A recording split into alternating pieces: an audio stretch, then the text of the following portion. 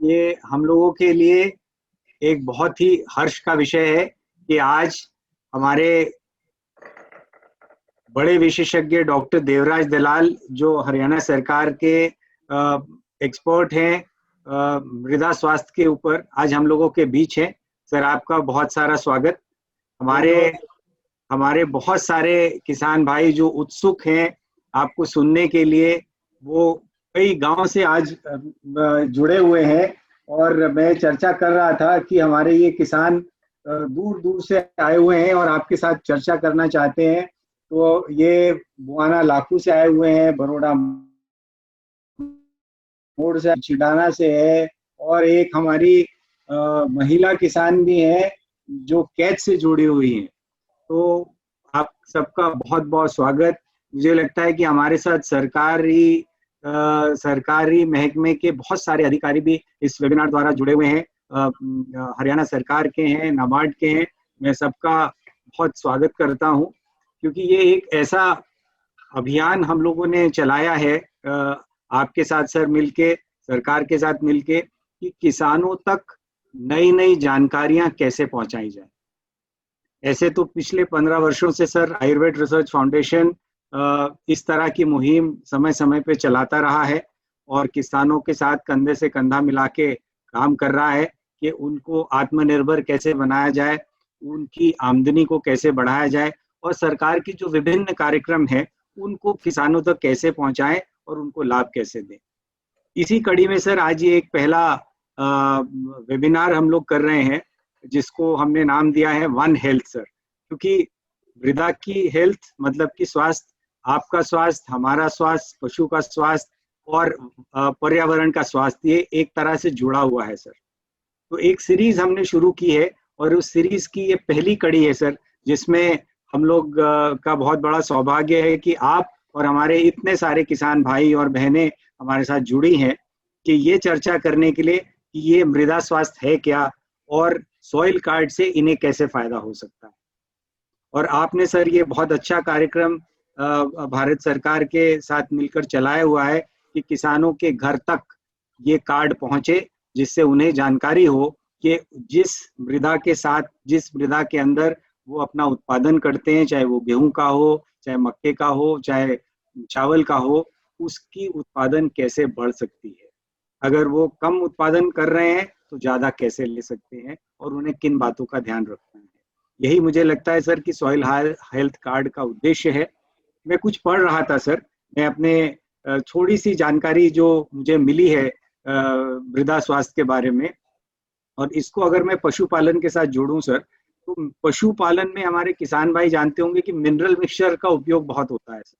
कि कुछ भी हो तो कहते हैं मिनरल मिक्सचर जरूर देना चाहिए। अब वो इसीलिए दिया जाता है सर मेरी समझ से, क्योंकि मृदा के अंदर उन खनिज तत्वों की कमी होती है और वो खनिज तत्व जो हैं सर, वो सही तरीके तक पौधे तक पहुंच नहीं पाते हैं। तो इसीलिए हमें उन्हें सप्लीमेंट करना होता है। तो अगर मृदा का स्वास्थ्य अच्छा हो, उसमें सारे खनिज तत्व हो, तो मुझे लगता है कि हो सकता है कि मिनरल मिक्सचर की उतनी आवश्यकता ना हो। तो किसान भाइयों, जो एक सबसे मुख्य बात है जो मुझे लगता है कि मृदा स्वास्थ्य को बेहतर बनाने के लिए कार्बन का बहुत बड़ा उद्देश्य है, कार्बन का बहुत बड़ा रोल है। और हम कोशिश ये करते हैं कि मृदा के अंदर कैसे कार्बन की मात्रा को बढ़ाया जाए। मेरे सामने एक पुस्तक है सर, ये मैं दिखाना चाहूंगा। ये आईसीआर की है। आईसीआर की पुस्तक जो है, इसके ऊपर काम हुआ है कि मृदा स्वास्थ्य में कार्बन का क्या महत्व है। तो जैसे जैसे कार्बन की मात्रा हमारे मृदा में बढ़ेगी, मुझे लगता है कि मृदा का स्वास्थ्य उतना बेहतर होगा। उसके अलावा एनपीके हम जो मर्जी डालते रहें, लेकिन कार्बन अति आवश्यक है। तो मुझे लगता है कि इस और हमें निश्चित ध्यान देना चाहिए। और आगे चलते हुए मुझे लगता है कि यही एक सही तरीका होगा कि हम अपनी मृदा के स्वास्थ्य को बढ़ाएं और उससे अधिक उत्पादन ले और अधिक आमदनी पैदा करें। ऐसे ही आगे गांव, देश आगे प्रगति करेगा। इसी के संबंध में एक छोटा सा वीडियो आपके समक्ष हम लोग रखने की कोशिश कर रहे हैं। उसे देखिए और फिर बताइएगा कि आपको कैसा लगा और उसके अंदर जानकारी जो थी क्या आपके लिए बहुमूल्य थी। अगर आपको अच्छी लगे तो बताइएगा, और अगर आपको लगता है इसमें सुधार करना है तो भी आगे हम लोगों को बताते रहिएगा, मार्गदर्शन करते रहिएगा। किसान भाइयों गांठ बांध लो, गांठ बांध लो, बात बहुत है काम की, समृद्धि के पैगाम की। मिट्टी के मिजाज को समझो, मिट्टी के हर राज को समझो, मिट्टी की तुम जांच कराओ, मुफ्त सॉइल हेल्थ कार्ड ले जाओ। कभी मुनासिब बीज लगाओ, सही किस्म की खाद ले आओ, जितनी जरूरी उतनी डालो, सही मात्रा खुद पहचानो, इसको अपना मंत्र बना लो, मिट्टी की सेहत को जानो। बात बहुत है काम की, कम लागत अधिक वरदान की। किसान भाइयों गांठ बांध लो, आज ही मिट्टी की जांच कराएं, राज्य सरकार के कृषि अधिकारी से संपर्क करें और मुफ्त में सॉइल हेल्थ कार्ड पाएं। कृषि और किसान कल्याण मंत्रालय द्वारा किसान हित में जारी। तो देखा आपने मिट्टी की जांच कराना कितनी आवश्यक है। जी हाँ भाई और बहनों, देश में मिट्टी की उर्वरता शक्ति को बढ़ाने के लिए हमारी केंद्र सरकार ने इस ओर यह कदम बढ़ाया कि हर किसान को सॉइल हेल्थ कार्ड प्रोवाइड कराया जाए, उनके खेत की मिट्टी की जांच हो और उसी के अनुसार उसमें पोषक तत्व मिलाए जाएं। हम और इसीलिए हमारे माननीय प्रधानमंत्री श्री नरेंद्र मोदी जी ने यह नारा भी दिया कि स्वस्थ धरा तो खेत हरा, यानी कि अगर आपके खेत खलियान हेल्दी हैं, स्वस्थ हैं, मिट्टी आपकी स्वस्थ है, तो उसमें जो खेती होगी वो भी स्वस्थ होगी और उपज भी अच्छी होगी, जिससे किसान भाई बहन फलेंगे फूलेंगे और समृद्ध बनेंगे। हमारी संस्था आयुर्वेद रिसर्च फाउंडेशन इसी विषय पे बहुत ही जिम्मेदारी के साथ में काम कर रही है और किसानों की मिट्टी की जांच कर रही हैं और उसी के अनुसार फिर उसमें पोषक तत्व मिलाए जाते हैं। मैं अपनी संस्था की ओर से आप सब भाई बहनों से, किसान भाई बहनों से विनम्र निवेदन करूंगी कि वो हर फसल से पहले अपनी मिट्टी की जांच जरूर करवाएं और उसी के अनुसार उसमें पोषक तत्व मिलाएं। धन्यवाद। हमारे किसान भाइयों से आह्वान कर रहा है कि आप आइए, कंधे से कंधा मिलाइए और मृदा की जांच करें, मृदा की उर्वरकता बढ़ाएं और अपनी उत्पादन जो है, अपनी कृषि का उत्पादन बढ़ाएं। यही वीडियो, मुझे लगता है कि इस वीडियो का जो संदेश था वो यही था। और रीटा जी भी यही कह रही थी कि प्रधानमंत्री जी भी कह रहे हैं कि भाई अपनी धरती की उर्वरा शक्ति बढ़ाइए और उत्पादन क्षमता, अपनी धरती का प्रोडक्शन बढ़ाइए, इससे आपको लाभ होगा। इन चंद बातों के साथ मैं डॉक्टर देवराज की ओर बढ़ता हूं। और डॉक्टर देवराज, जैसे मैंने आपका परिचय कराया कि ये मृदा के विशेषज्ञ हैं, हरियाणा सरकार में इनका बहुत बड़ा ओहदा है और पिछले कई वर्षों से डॉक्टर साहब ने कई सारे जिलों में कई सारे किसान भाइयों के साथ में इस और काम किया है और कई किसान भाइयों को इससे लाभ हुआ है। तो मैं सर आपसे निवेदन करना चाहूँगा कि आप अपना मार्गदर्शन हमें और हमारे किसान भाइयों को दें। धन्यवाद डॉक्टर साहब, आपका बड़ा धन्यवाद जो आपने हमें मौका दिया इस मंच पे बोलने के लिए। स्वागत है सर। आ रही है सर, आवाज क्लियर होगी? बहुत अच्छी आ रही है डॉक्टर साहब। तो सबसे पहले सभी किसान भाइयों का स्वागत है, राम राम। और आज जो आपने मेरे को मौका दिया अभी सॉइल हेल्थ कार्ड के बारे में बोलने के लिए, इसमें सबसे पहले तरीका क्या है कि कोई भी हम काम शुरू करते हैं, इसमें सबसे जरूरी है सैंपलिंग का। जितनी अच्छी सैंपलिंग होगी उसके बाद कार्य उसके बाद बढ़ेगा, क्योंकि हमारा बेस है सैंपल। सैंपल ठीक नहीं आया तो आगे हम उस कार्य को जितना भी करेंगे हमारे लिए वो व्यर्थ होगा। तो सबसे पहले सैंपल लेने का तरीका, मिट्टी का सैंपल कैसे लेना है। आपने एक खेत जो आपका 1 एकड़ है उसमें से 8 या 10 जगह, कम से कम जगह से सैंपल उठाना है और कोशिश करनी है जहां अपनी कोई पराल है या कोई और चीज रखी हुई है वहां से सैंपल ना लें। सैंपल किसी पेड़ के नीचे से ना लें, जो अपनी डोले की मेंढ है उससे जो है आप 8-7 मीटर अंदर घुस के उसके बाद जिगजैग तरीके से अलग अलग जगह से ले। और एक सिंपल तरीका है कि हम जो है ना कस्सी से जब सैंपल लेते हैं तो या तो ओगर तरीका होता है, ओगर किसान के पास नहीं होता, वो डिपार्टमेंट के पास ही अवेलेबल हो पाता है। तो किसान भाई के पास कस्सी होती है या खुरपा होता है, तो उसमें हमें क्या होता है 20 प्रकार की एक मिट्टी में गड्ढा बनाना है और 8 से 10 जो इंच तक की आपने मिट्टी लेनी है और उसको हर 8-10 जगह से जहां से आपने मिट्टी ली उसको एक जगह इकट्ठा करो। इकट्ठा करने के बाद उसको अच्छी तरह मिक्स करो। मिक्स करने के बाद हमें उसमें से 400 ग्राम मिट्टी का नमूना लेबोरेटरी में पहुंचाना है।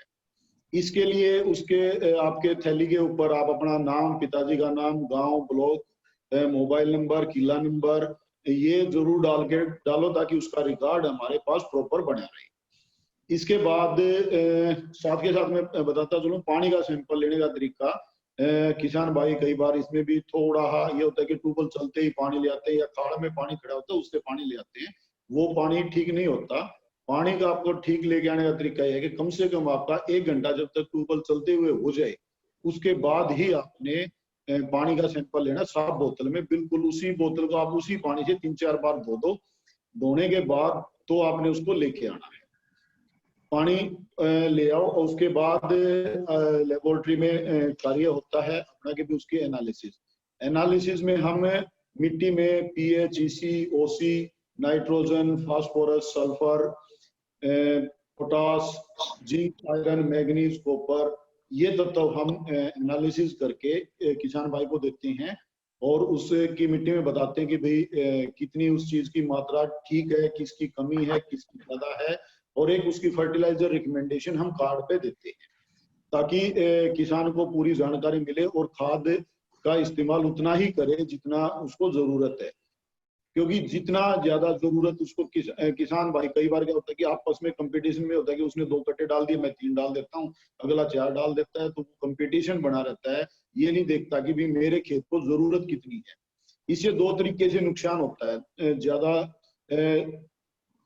साइंस में ना बढ़ के उसको एक बात बताते हैं कि भाई आपको जैसे आपने अगर यूरिया की जरूरत है 2 बैग की, अगर आपकी रिकमेंडेशन है कि भाई आप यूरिया 2 बैग डालना है तो 2 बैग ही डालना है, उसका टाइमिंग स्प्लिट डोज में डालना है, वो तरीका बता दिया जाता है।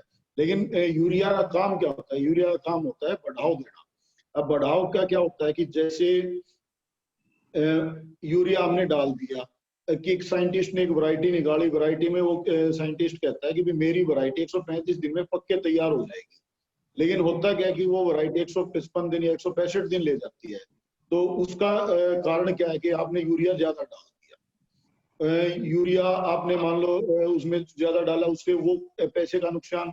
अब आपने अगर उसको 20-25 दिन आपने अगर उसके बढ़ा दिए तो उसमें जो आपने बीच में अलग से स्प्रे करने पड़ेंगे उसके रख रखाव के लिए, वो खर्चा बढ़ जाता है और इससे आपके खर्चे का सिलसिला बढ़ता चला जाता है। जितनी बीमारियां आती हैं धान में देखते हैं आप, मोस्टली बीमारियां जब पकाई का समय आता है उसी समय आती है, उससे पहले नहीं आती है, उससे पहले कम आती हैं। और जितना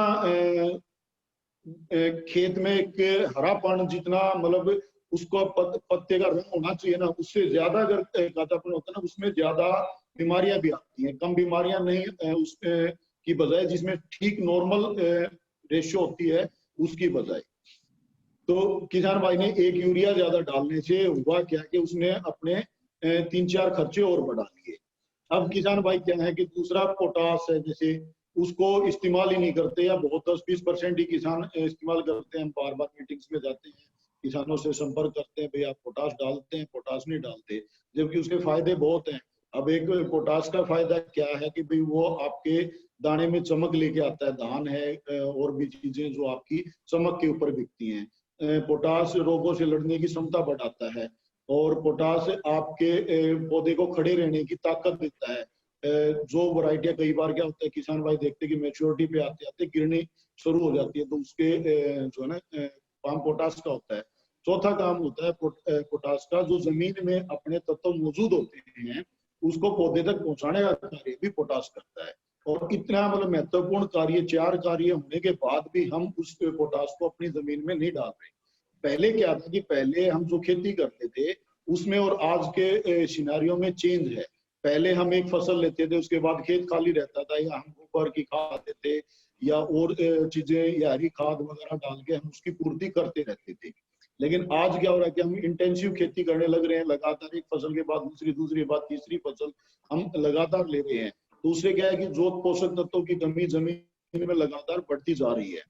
अब जैसे डॉक्टर साहब ने बात शुरू में कहा था भी एनिमल से पशुओं की सेहत से भी बात की है, तो पशु की सेहत भी इसी पे डिपेंड करती है। कैसे कि जैसे मान लो अगर हमारी जमीन में आयरन की और मैग्नीज की या जिंक की कमी हो जाती है, तो वो होगा क्या, वो हरे चारे के जरिए पौधा पशु ने क्या खाना है, हरा चारा खाना है, जमीन से हो रहा है, तो उस पौधे में उस चीज की कमी होगी तो उस पशु के शरीर में उस चीज की कमी आएगी, और वो कमी पशु के शरीर में आएगी तो दूध में उस चीज की कमी आएगी, दूध में कमी आएगी तो उसकी गुणवत्ता जो चाहिए गुणवत्ता नहीं मिल पाएगी, क्योंकि एंड यूजर हम ही हैं। चाहे हम डायरेक्ट पौधे को खाएं या पशु के जरिए हम किसी चीज को खाएं, खाना जमीन से ही है। कोई भी चीज हम जो ले रहे हैं कहीं से भी, जो भी चीज हम खा रहे हैं, चाहे हम पशु के माध्यम से खा रहे हैं चाहे पौधे के माध्यम से खा रहे हैं, हमने खाना वहीं से। और जब तक जमीन में उन तत्वों की कमी पूरी नहीं करेंगे तब तक हमें वो चीजें हमारी प्रोडक्ट में क्वालिटी में नहीं आएगी। पहले आज से कुछ समय पहले एक सिनेरियो ये था कि हमें सिर्फ क्वांटिटी पे ध्यान देना होता था, क्वालिटी पे नहीं देते थे कि भाई हमें अनाज चाहिए। अब पहले तो हमारे पास अनाज ही नहीं था, लेकिन आज वो हालात बदल चुके हैं देश के। आज हमारे पास बहुत मात्रा में अन्न भंडारण है, लेकिन आज हमारी जरूरत है कि भाई जो उसकी क्वालिटी कैसे मेंटेन हो। क्वालिटी तभी मेंटेन होगी जब हमारी जमीन में सारे पोषक तत्व पूरे होंगे। यहाँ एक चीज बताता हूँ मैं आपको कि एक पौधे को, स्वस्थ पौधे को बड़ा होने के लिए 17 तत्वों की आवश्यकता होती है। 17 तत्वों में से अगर उसको एक भी तत्व नहीं मिलता तो वो पौधा अच्छी क्वालिटी का अनाज हमें पैदा करके नहीं देता। या हरा चारा है, वो हरा चारा हमें नहीं मिल पाता। उसमें से कोई भी तत्व की कमी हो वहीं रुक जाएगा और उसमें कमी आती चली जाएगी। और एक्सेस जो हम साल्ट ज्यादा, मतलब केमिकल हम जो ज्यादा डालते हैं, उससे क्या होगा कि हमारी जमीनें भी खराब होती हैं। जैसे सैलिनिटी की समस्या आती है, नूनी की समस्या आ जाती है। अब सैलिनिटी की समस्या आएगी तो क्या होगा, जमाव में दिक्कत आएगी। जमाव के बाद हम उसमें और ज्यादा केमिकल डालेंगे, तो एक्सेस केमिकल डाल के हम उस सिर्फ जमीन को खराब कर रहे हैं। हमें एक बैलेंस बनाए रखना है, जितनी जरूरत है उतना डालना है। अब हम जो मृदा स्वास्थ्य कार्ड आप लोगों को देते हैं उसमें क्या है,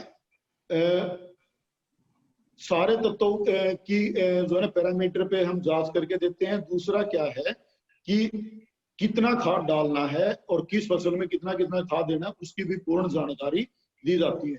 इसी कार्यक्रम में हमने अब तक हम तीसरे चरण में, इस मृदा स्वास्थ्य कार्ड के तीसरे चरण में हम लगे हुए हैं। इसमें हमने आयुर्वेद को भी कर रही है। तो आप लोगों के यहाँ भी मिट्टी और पानी की जांच होनी शुरू हो रखी है। अब डॉक्टर पुनेजा की टीम ने जो है 3000 सैंपल इकट्ठे किए, उनका एनालिसिस का कार्य चल रहा है और जल्द ही आपको उनके मृदा स्वास्थ्य कार्ड भी पहुंच जाएंगे। तो ये क्या है कि भाई आप कहीं भी जो है ना मिट्टी और पानी की जांच करवा सकते हैं। आप हमारी जो लेबोरेटरी है वो गोहाना में है, सरकारी जो लेबोरेटरी है वहां भी चेक करवा सकते हैं। वही पैरामीटर हम चेक करते हैं और वही आयुर्वेद में होते हैं, तो आप वहां भी चेक करवा सकते हैं। जहां किसान की सहूलियत है वो वहीं अपना जो है मिट्टी और पानी की जांच करवा सकता है। हम ये कहते हैं कोई भी, आज अगर हम किसी डॉक्टर के पास जाते हैं कि भाई हमें ये बीमारी होगी, डॉक्टर सबसे पहले आपकी रिपोर्ट करवाता है। तो यही रिपोर्ट हम भी करते हैं। आपको सबसे पहले आपके मृदा की रिपोर्ट पता होनी चाहिए कि भाई आपके मृदा का स्वास्थ्य क्या है, यानी उसमें कितने तत्वों की जरूरत है, कितने की नहीं है। अगर कई बार क्या होता है कि हमारे फास्फोरस पूरा है तो हमें एडिशनल फास्फोरस देने की जरूरत नहीं है, क्योंकि उसके बिना हमारा काम चल जाएगा। और तत्व क्या होते हैं, तत्व ये केमिकल रिएक्शन है जमीन के अंदर, उसकी अगर कमी होगी तो भी वो हमें जो है ना पौधे की क्वालिटी नहीं आएगी। और हमारे पास अगर उसकी एक्सेस होगी, अगर हम किसी तत्व को ज्यादा डाल देंगे तो भी क्या होगा, वो दूसरे तत्व को दबा लेता है। जैसे मैं आपको एक उदाहरण दूं, अगर आप किसी खेत में फास्फोरस ज्यादा डाल देते हो तो आपके खेत में जिंक की कमी जरूर दिखाई दी जाएगी। यानी अगर हमने मान लो डीएपी, जो आप फास्फोरस के लिए डीएपी डालते हो, अगर आपके डीएपी की रिकमेंडेशन है 45 किलो की और आपने उसमें डाल दिया 70 किलो 80 किलो तक, अगर मान लो आपने उसमें डीएपी डाल दिया, तो होगा क्या कि आपके खेत का में जो जिंक मौजूद है वो पौधे तक मिलनी बंद हो जाएगी। अब आपने जिंक भी डाली हुई है लेकिन वो पौधे को नहीं मिल रही, क्योंकि आपने फास्फोरस ज्यादा डाली हुई है, ये जमीन के अंदर अपनी एक रिएक्शन है वो पौधे तक नहीं पहुंचने देती। तो हो क्या रहा है कि आपने एक तत्व ज्यादा डाला, दूसरा भी डाला, लेकिन एक तत्व ज्यादा डालने के लिए दूसरे तत्व को दबा लिया। अब आप के पौधा अब भी जिंक की कमी को शो कर रहा है। तो इसलिए किसान भाइयों से अनुरोध यही रहता है कि हमारा कि भाई हम बार बार जो है अवेयर करने की कोशिश करते हैं कि भाई आप लोग जितनी बैलेंस मात्रा में आपको जरूरत है उतना ही आप उसमें पोषक तत्व डालो, उससे ज्यादा आप ना डालो। और आप अपनी जमीन की समय समय पर जांच करवाते रहो। जो स्कीम गवर्नमेंट की आती है वो हम आप लोगों तक लेके आते हैं और समय समय पर आपको उसकी सुविधा देती है। उसके अलावा भी अगर आप अपने लेवल पे भी चेक करवाना चाहते हैं तो आप कभी भी जो है खेत से मिट्टी लेके सैंपल चेक करा लें। लेकिन सैंपल लेने का समय तभी होता है जब आपका खेत खाली हो। अगर खेत खाली नहीं है तो आप मिट्टी का सैंपल नहीं ले सकते। पानी का मैंने बताया 1 घंटा ट्यूबवेल चलने के बाद ही लेना है, वो आप कभी भी लेके आ सकते हो। इसके अलावा आपका कोई भी पर्सन हो उसके के लिए हम तैयार हैं, आप पूछ सकते हैं। जी डॉक्टर साहब, बहुत बहुत धन्यवाद। आई थिंक आपने बहुत बहुमूल्य जानकारी दी हमारे किसान भाइयों को। आपका धन्यवाद करना चाहता हूं, लेकिन निवेदन साथ में ये भी करना चाहूंगा कि आप अभी जाइएगा नहीं, क्योंकि अभी प्रश्न हमारे किसान भाई आपसे आने वाले थोड़े से समय में पूछेंगे।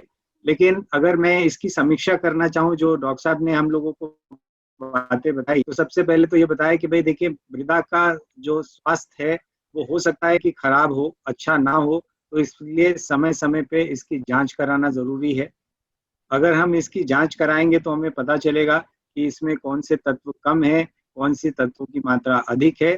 तो हम उस हिसाब से जब उनको अपनी मृदा में डालेंगे तो उसका स्वास्थ्य बेहतर होगा। लेकिन ये करने के लिए जरूरी ये है कि हम मृदा का सैंपल कैसे लें। ये डॉक्टर साहब ने तकनीक बताई है कि 1 एकड़ में से कम 7-8 जगह से हम लोगों को लेना चाहिए, और खाली जमीन से ले, खाली खेत से ले। अन्यथा अगर खेती कर रहे हैं, किसानी उसमें हो रही है उस समय, तो वहां से सैंपल नहीं लिया जा सकता है। और पानी का भी सैंपल जांच कराना जरूरी है। मृदा और पानी दोनों की सुविधा, जैसे डॉक्टर साहब ने बताया कि आयुर्वेद रिसर्च फाउंडेशन के पास है। अगर आप चाहते हैं मृदा की जांच कराना तो आपका स्वागत है। और यही से आपका शुरू होगा कि कितना फर्टिलाइजर डालें, कितना न डालें। और एनपीके के अलावा डॉक्टर साहब ने ये भी बताया कि पोटैश, हम कई बार पोटैश को भूल जाते हैं, तो निवेदन ये है कि पोटैश को ना भूलें। तो डॉक्टर साहब एक बार आपका बहुत धन्यवाद। थोड़ी ही देर में मुझे लगता है कि पीछे ऑडियो आवाज आ रही है, डॉक्टर अनिल कम कर दीजिएगा। जहाँ से भी आवाज आ रही हो उनको रिक्वेस्ट करें कि वो ऑडियो अपना बंद कर दें और तब बात करें, अन्यथा वेबिनार में आवाज सुनने में दिक्कत आ रही है। तो हम इस सत्र को आगे, वेबिनार के सत्र को आगे बढ़ाते हुए मेरे सहयोगी हैं डॉक्टर अनिल कनौजिया, जो R&D में जितने भी हमारे इनिशिएटिव्स होते हैं आयुर्वेद रिसर्च फाउंडेशन में, उनको डॉक्टर अनिल कनौजिया लीड करते हैं। और ये सॉइल हेल्थ कार्ड का जो इनिशिएटिव है ये भी डॉक्टर अनिल और ज्ञानेंद्र मिल के साथ में कर रहे हैं, हमारे किसान भाइयों के साथ आपके मार्गदर्शन में। तो मैं डॉक्टर अनिल से निवेदन करना चाहूँगा कि वो अपने जो एक्सपीरियंस है सॉइल हेल्थ कार्ड का, या जो उन्होंने किस तरह से किसानों के साथ ये काम किया और इससे उन्हें क्या लाभ हुआ, इसकी जानकारी हम सबको दें। धन्यवाद। आवाज आ रही है सर मेरी? आवाज आ रही है डॉक्टर। थैंक यू, धन्यवाद। सभी किसान भाइयों को, कृषि अधिकारी डॉक्टर दलाल और सब जुड़े हुए साथियों को मेरा नमस्कार। नमस्ते। मैं अभी थोड़ी देर पहले हम डॉक्टर दलाल की बातें सुन रहे थे, तो उसमें से कुछ चीजें जो है मैं दोबारा बोलना चाहूँगा, बताना चाहूँगा। चीजें निकल के आई कि जमीन मिट्टी की जांच का क्या महत्व है। उसमें 17 तरह के तत्व होते हैं, सबका ही एक इम्पोर्टेंट मतलब महत्व है एक हेल्दी पौधा होने के लिए। और उसके अलावा अगर किसी चीज की कमी है तो जो खाद है सही मात्रा में डाली जाए। और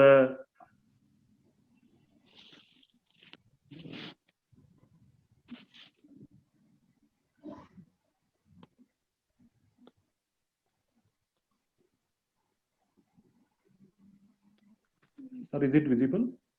अभी नहीं आया है डॉक्टर अनिल, स्क्रीन नजर आ रहा है लेकिन अभी खाली है।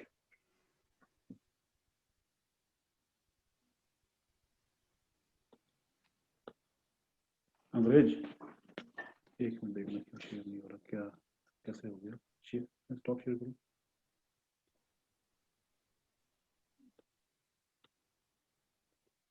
एक सिंगल। जी अब नजर आ रहा है डॉक्टर अनिल?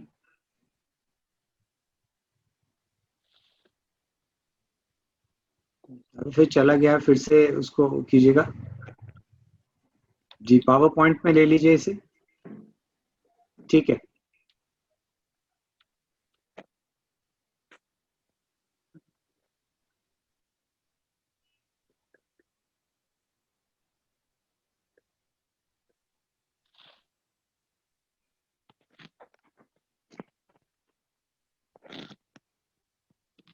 सर जी तो उससे एक बात सबसे जो सामने निकल के आई है, उससे पहले डॉक्टर कालरा भी डिस्क्राइब कर रहे थे, वन हेल्थ। जैसा कि हम सब लोग जानते हैं, जो हमारा इकोसिस्टम है 6 चीजों से मिलके बना है। जल, वायु, जमीन, पौधे, हमारे जानवर और इंसान। अगर इनमें से किसी एक का भी स्वास्थ्य बिगड़ता है तो पूरा सिस्टम हिल जाता है। और हम सब जानते हैं कि भारत में कृषि क्षेत्र में नए नए तरह के अनुसंधान हो रहे हैं, नई नई तरह की फसलों की किस्में निकाली जा रही, नई नई तरह की तकनीक, नई नई तरह के औजार या इंस्ट्रूमेंट निकाले जा रहे हैं ताकि उत्पादकता और बढ़ सके। इसी दिशा में भारत सरकार ने 2015 में सॉइल हेल्थ कार्ड स्कीम का शुरुआत की। जो भी डॉक्टर दलाल ने जैसे बताया सॉइल हेल्थ कार्ड क्या होता है, थोड़ा उन्होंने बताया कि जो मिट्टी की जांच है कितनी महत्वपूर्ण है। तो आप किसी तरह की फसल अगर आप अपनी जमीन में लगा लेते हैं, अगर जमीन की उत्पादक क्षमता, जमीन की जो फर्टिलिटी है, जो जमीन में जो ताकत है, अगर वो पूरी नहीं है तो कोई भी फसल उसके अंदर नहीं लग पाएगी। तो जमीन की जांच एक बहुत ही महत्वपूर्ण कदम जो भारत सरकार ने उठाया है। जो सॉइल हेल्थ कार्ड है उसमें उनको किस किस तत्व की उनकी जमीन में कमी है और उसको कैसे आपूर्ति की जाएगी उसी अनुपात में खाद डाल के, तो इसके बारे में एक बहुत बड़ी स्कीम चली। और इस दिशा में जो हमारा संस्थान है, जो चिदाना गांव तहसील गोहाना सोनीपत में स्थित है, मेरे ख्याल किसान भाई जानते हैं, यहाँ पर आते हैं, अनेक प्रकार की जो हमारे पास सुविधाएं उपलब्ध हैं उसका लाभ भी उठाते हैं।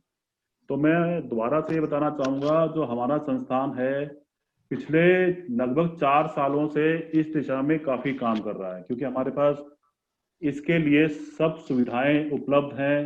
हमारे पास लैब है, उसी तरह से हमारे पास इंस्ट्रूमेंट है।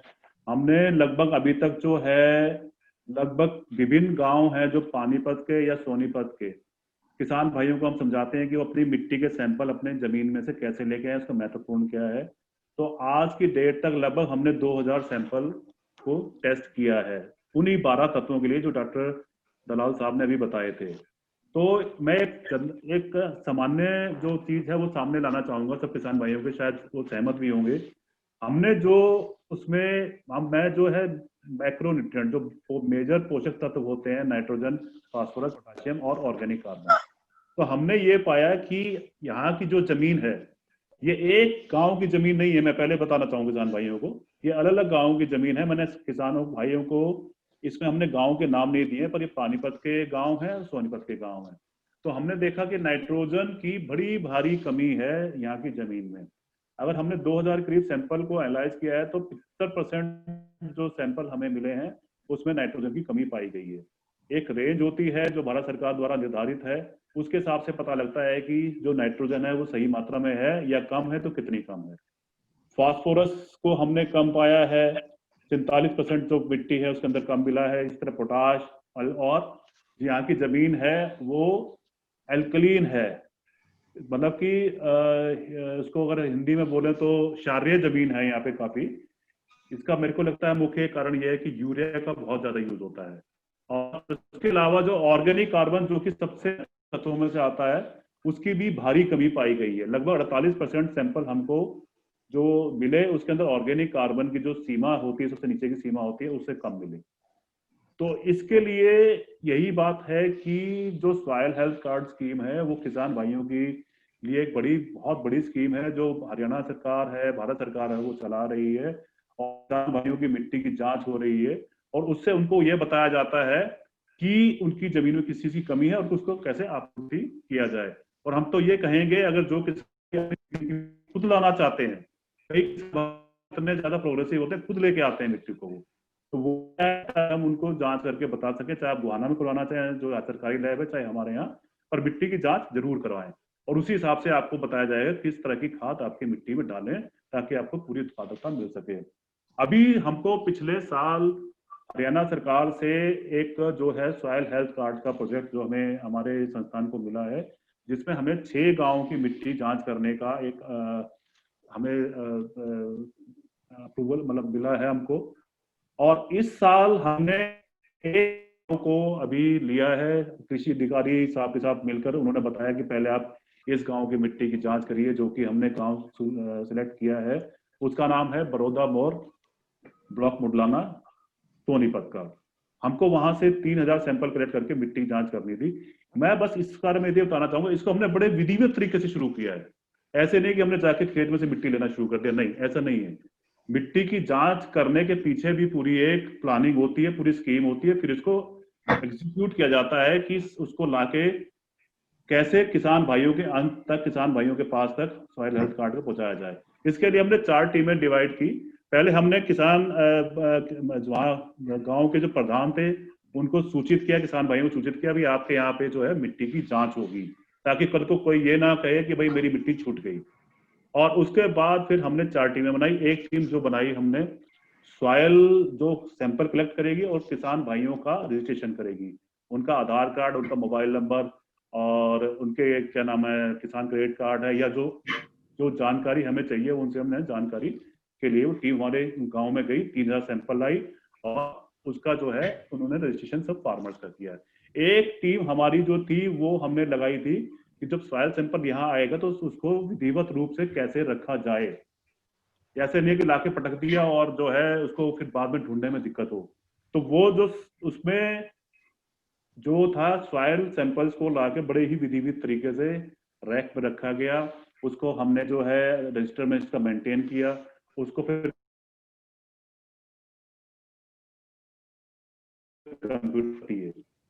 सॉइल सैंपल को पहले लाने के बाद पहले सुखाना पड़ता है छाया में, फिर उसको पीसना होता है, फिर उसके जो 12 तत्व हैं उनकी जो है जांच होती है और जांच होने के बाद फिर वो डाटा जो है कंप्यूटर में चढ़ता है।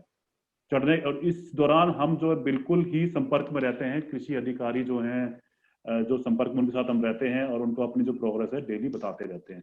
और कहीं भी हम जो अलग थोड़ा सा इधर उधर हो जाते हैं उसी टाइम वो बता देते हैं कि इस चीज को आप सुधारें और इसको इस तरीके से लाके इसको ठीक करें। तो ये हमने जो स्कीम चलाई है बड़ी विधिवत तरीके से चलाई है। इसमें 3000 सैंपल हमारे कलेक्ट हो गए हैं। 3000 सैंपल में से हमने इनको डाटा जो है फार्मर का हमारे पास आ गया है, वो कंप्यूटर में चल रहा है। लगभग हमने 2000 सैंपल करीब अभी एनालाइज कर लिए हैं और कुछ ही दिनों में हम किसान भाइयों तक ये कार्ड जो है कृषि अधिकारी को सूचित करके हम ये किसान बांटना कार्डों को किसान भाइयों के यहाँ पे बांटना शुरू कर देंगे और उनको ये बताएंगे कि आपकी जमीन में किस चीज की कमी है और उसको कैसे आपूर्ति किया जाए। जबकि जो की सलाह इसमें कृषि अधिकारी जो है उनकी विशेष रोल रहेगा कि किस तरह की खाद वो उसमें बताते हैं कि डाली जाए मिट्टी के अंदर। तो ये जो स्कीम हमने चलाई है, ये इस तरह का कार्ड जो है किसान भाइयों को मिलेगा।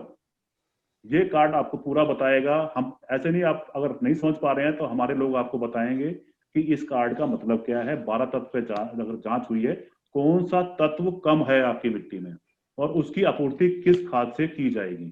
तो इस तरह का कार्ड आपके घर पे पहुंचेगा कुछ ही दिनों में। और इसके लिए मैंने जैसे बताया कि अगर जमीन में अगर ऑर्गेनिक कार्बन की कमी है तो उसका सबसे अच्छा साधन, देखिए बाकी खाद तो हम बताएंगे किस तरह डाली जाती है। जो ऑर्गेनिक कार्बन अगर आपको बढ़ाना है तो सबसे अच्छा साधन होता है कंपोस्ट। जैसे हमारी संस्था वर्मी कंपोस्ट बनाती है और वर्मी कंपोस्ट एक ऑर्गेनिक कार्बन बढ़ाने का सबसे अच्छा जरिया है। इसको एक अनुपात में जो जमीन के अंदर डाला जाता है तो जमीन का ऑर्गेनिक कार्बन बढ़ जाता है और उससे जो फसल की उत्पादकता है वो बढ़ती है। हमने इसी तरह से नाबार्ड के साथ एक ऑर्गेनिक फार्मिंग का प्रोजेक्ट चलाया हुआ है, जिसमें हम यही सब चीजें वहां पर किसान भाइयों के खेतों में जाकर किसान भाइयों से मिलकर उनको बताते हैं कि आप फसल उगा रहे हैं, बहुत अच्छी बात है, पर और अच्छी आप उत्पादकता कैसे ले सकते हैं। तो ये प्रोजेक्ट हमारे जो है किसान भाइयों के साथ मिलकर पानीपत के गांव में चल रहे हैं। और इसके अलावा मैं किसान भाइयों को बस थोड़ा सा समय और लेना चाहूंगा। मैं ये बताना चाहूंगा, जो हमारी संस्था है विभिन्न तरह के कार्य करती है कृषि हेतु और पशु स्वास्थ्य हेतु। तो मैं चाहूंगा जो जितने किसान भाई हमसे सुन रहे हैं या मोबाइल से जुड़े हैं या वीडियो से जुड़े हैं, हमारे यहाँ पर कई तरह की ट्रेनिंग भी दी जाती है। देखिए, जमीन की मिट्टी की जांच करना तो एक बात है जरूर, वो तो हम हमेशा 4 सालों से कर ही रहे हैं। उसके अलावा किसान भाइयों को मैंने ये सुना है, कई किसान भाइयों को तो ये नहीं पता होता है कि ये आयुर्वेद रिसर्च फाउंडेशन में आप करते क्या हो। तो ये बहुत एक अच्छा माध्यम आप मिला है, जिससे कि एक मोबाइल के जरिए हम कई सारे किसानों के साथ भाइयों के साथ जुड़ गए हैं। और तो ये इसमें हमारे जो संस्था है कई तरह के कार्य करती है। पशु के प्रबंधन डेयरी पे करती है, ट्रेनिंग देती है, कृत्रिम गर्भाधान पे ट्रेनिंग देती है, जैविक खाद भी देती है, कई तरह की टेस्टिंग फैसिलिटी है। तो मैं ये अंत में ये कहना चाहूंगा, ज्यादा ना समय लेते हुए, कि आप किसान भाई जितना हो सके हमसे जुड़ें और जितनी सुविधाएं हैं उनका आप लाभ उठाएं, अधिक उत्पादकता पाएं और आपके जो जानवर हैं वो स्वस्थ रहें। बहुत बहुत धन्यवाद।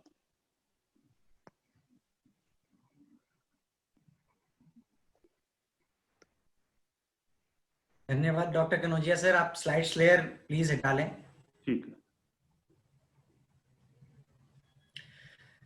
जैसा कि हम सभी ने सुना कि डॉक्टर कनौजिया सर ने हमें बहुत ही विस्तार से समझाया कि आयुर्वेद रिसर्च फाउंडेशन, अगर कोई भी किसान भाई हमारे साथ टेस्टिंग फैसिलिटी अगर करवाना चाहते हैं और इच्छुक हैं, तो किस तरीके से आयुर्वेद रिसर्च फाउंडेशन के साथ जुड़ करके वो अपने मृदा की जांच करा सकते हैं। और शुरुआत में हमने सुना कि डॉक्टर देवराज दलाल, जो कि हमारे हरियाणा के कृषि विभाग के कितने सीनियर अधिकारी हैं, तो उन्होंने हमें इस बात पर प्रकाश डाला कि जो है किस तरीके से मृदा स्वास्थ्य की जांच कराने से किस तरीके से आपको लाभ उसका मिलेगा।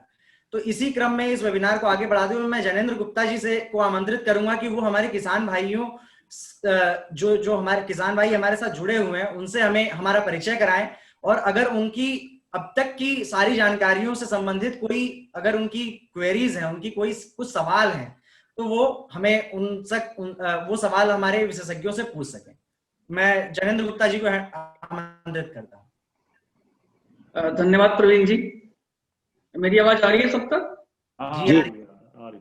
धन्यवाद प्रवीण जी। सबसे पहले तो आयोजक समिति जो सरकारी विभाग से, सॉइल डिपार्टमेंट से डॉक्टर दलाल साहब इसमें विशेषज्ञ हैं, हमारे मैनेजिंग ट्रस्टर मोहन जी सक्सेना जी हैं, डॉक्टर काल्ला हैं और भी एक्सपर्ट हैं, और जो विभिन्न ग्रामीण अंचलों से हमारे किसान भाई, एफपीओ के, एसएचजी की माताएं बहनें जुड़ी हुई हैं, सबका मैं साधुवाद और नमस्कार करता हूँ।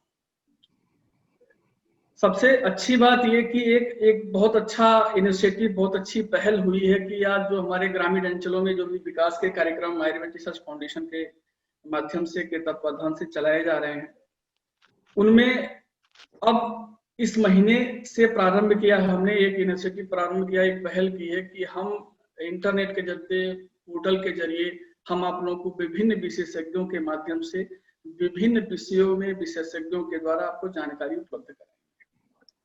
मेरे साथ मुझे बहुत खुशी है कि लगभग 10 से 12 गांव के किसान, एफपीओ के किसान, फार्मर क्लब के किसान जुड़े हुए हैं, महिलाएं जुड़ी हैं। मैं एक एक गांव का नाम लूंगा, आप लोग अपना हाथ ऊपर इशारा करके सिर्फ ये बताएंगे कि मैं उपस्थित हूँ, ताकि जो आयोजक समिति है उसका भी मनोबल बढ़े कि जो आयोजन के लिए हम लोग इतने दिन से प्रयास कर रहे हैं, वास्तव में उसका जो अंतिम रूप है वो सफलता की तरफ जा रहा है और सभी को उसका फायदा हो रहा है। मेरे समक्ष मेरे इस वीडियो में दिख रहे हैं मुझे सामड़ी से लहना सिंह, हाथ अपना ऊपर करें। सामड़ी से लहना सिंह, सामड़ी से लहना सिंह, चलिए बहुत अच्छी बात, उनका हाथ ऊपर आया। अब हमारी बहनें और माताएं जुड़ी हैं स्वयं सहायता समूह से। निर्मला जी कैथ गांव से, पानीपत जिले से, हाथ ऊपर करें। हाथ ऊपर नहीं आया निर्मला जी आपका। कैथ गांव से जो महिलाएं स्वयं सहायता समूह की जुड़ी हुई हैं, उनका हाथ ऊपर करें। चलिए, बहुत अच्छी बात। अब हमारे दशमेर जी गांव ग्राम सभा डुराना से जुड़े हुए हैं, उनके किसानों से मैं आग्रह करूंगा अपना हाथ ऊपर करके उपस्थिति दर्ज कराएं।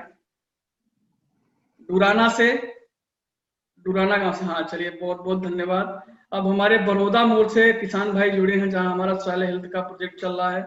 सोनू जी साथ में, हमारे समन्वयक साथ में है। तो बड़ौदा मोड़ से और सोनू जी हाथ ऊपर उठा करके अपनी उपस्थिति दर्ज कराएं। बहुत अच्छी बात, बहुत अच्छी बात। तो मैं आयोजक समिति को भी आश्वस्त करना चाहता हूं कि निश्चित ही जो ये पहल सर आपने की है, हमारी आयोजक समिति ने की है, मैं विश्वास दिलाता हूं किसानों की तरफ से और अपनी तरफ से भी कि निश्चित ही इसका मील का पत्थर साबित होगा और इसका फायदा निश्चित ही हमें मिलेगा। अब हमारे बीच में चिदाना गांव से लोग किसान भाई जुड़े हुए हैं, सचिन जी और साथी उनके जुड़े हुए, हाथ ऊपर करके अपनी उपस्थिति दर्ज कराएं। सचिन जी मेरे पोर्टल पे दिख रहे हैं, लेकिन उनका हाथ ऊपर नहीं दिख रहा मुझे। चिदाना गांव से लोग जुड़े हुए हैं, हाँ, हाथ ऊपर करके उपस्थिति दर्ज कराएं। बहुत अच्छी बात। अब हमारे सामने पानीपत जिले से बुआना गांव से हमारे बलराज जी ऑर्गेनिक फार्मिंग के किसान भी जुड़े हुए हैं, तो अपना हाथ ऊपर करके अपनी उपस्थिति दर्ज कराएं बलराज जी। हाँ, बहुत अच्छी बात, बहुत अच्छी बात। अब हमारे ऑर्गेनिक फार्मिंग प्रोजेक्ट से गांव गढ़वाल से हमारे बीच में हमारे जो किसान भाई हैं, धनराज जी हैं, सीना जी हैं, गुंगू जी हैं, हाथ ऊपर करके उपस्थिति दर्ज कराएं। चलिए, बहुत अच्छी बात, बहुत बहुत साधुवाद, बहुत बहुत धन्यवाद कि आप लोग हमारे इस वेबिनार में जुड़े। और अब हमारे साथ एफपीओ के डायरेक्टर भी जुड़े हुए हैं, हमारे मित्र हैं पवन जी कासंडी गांव से, क्लस्टर विलेज से, हाथ ऊपर करके अपनी उपस्थिति दर्ज कराएं। बहुत अच्छी बात। चलिए, कार्यक्रम को आगे बढ़ाते हुए मैं ज्यादा समय नहीं लूंगा आपके बीच में और एक्सपर्ट के बीच में।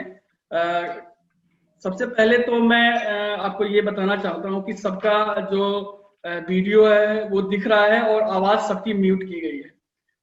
तो जिसको हम लोकेट करेंगे, जिसको हम बताए ही अपना प्रश्न रखेगा एक्सपर्ट के सामने, ताकि अगर सबका हम ऑन कर देंगे तो आवाज किसी की क्लियर नहीं हो पाएगी। इसलिए एक व्यक्ति का और एक गांव का नाम लेंगे, वो अपना प्रश्न रखेंगे। और हमारे जो एक्सपर्ट डॉक्टर दलाल जुड़े हुए हैं और जो हमारे संबंधित आयुर्वेद रिसर्च फाउंडेशन के कार्यकारी जो मैनेजिंग ट्रस्टी हैं, निदेशक हैं, ये लोग जुड़े हुए हैं, वो जिनकी जितनी मतलब वो रहेगी, विशेषता रहेगी, वो लोग अपने बातें आपसे बताएंगे, अपना अनुभव बताएंगे और मिट्टी से संबंधित स्वास्थ्य, मिट्टी के स्वास्थ्य से संबंधित आपसे चर्चा और परिचर्चा करेंगे। तो सबसे पहले हम गांव कासंडी को उठाते हैं। गांव कासंडी, हाथ उठाएं। अंग्रेज जी से मेरा आग्रह है कि गांव कासंडी को अनम्यूट किया जाए। अंग्रेज जी से मेरा आग्रह है कि गांव का, ये जो जिन्होंने हाथ उठाया उनको अनम्यूट कीजिए, सिर्फ वही हाथ उठाएंगे। ओके सर, मैं सर अनम्यूट कर देता हूँ सर। हाँ, सिर्फ एक ही आदमी जिन्होंने हाथ उठाया उनको अनम्यूट कर दीजिए आप।